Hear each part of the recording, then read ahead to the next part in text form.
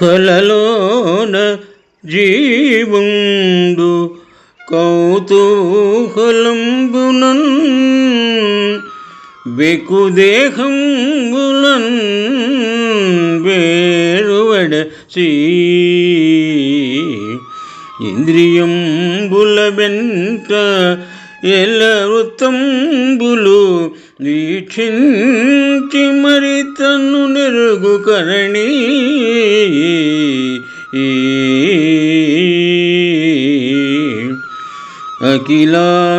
అఖిలాంతరాత్మకుడగు పరమేశ్వరుడుందఖిల జంతుల హృదయముల నుండి బుద్ధి వృత్తుల నెల్ల బోధియై వీక్షించు బంధభదుడుగాడు ప్రాభవమున సత్యం ఆనంద బహుళ విజ్ఞానమూర్తి యతని సేమింపనగుగాక అన్యసేవ కలుగ నెరవు కైవల్య గౌరవములు పాయదెన్నడు సంసార బంధమది పాగ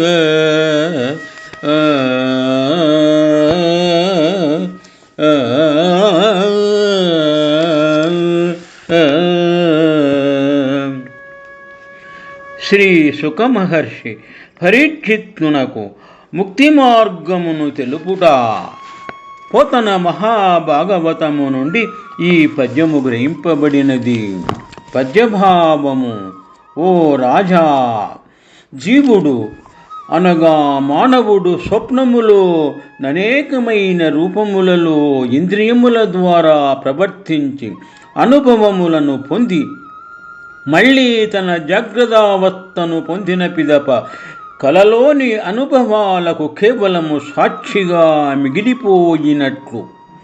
అఖిల జీవరాశుల అంతరాత్మయైన పరమేశ్వరుడు ఆ జీవరాశుల యొక్క బుద్ధి వృత్తులకు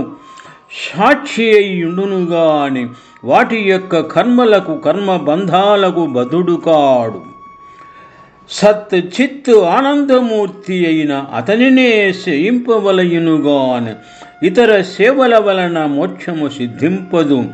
సంసార బంధము తొలగిపోదు అని శుక మహర్షి పరీక్షిన్ మహారాజునకు ఈ విధముగా ముక్తి మార్గము తెలిపిన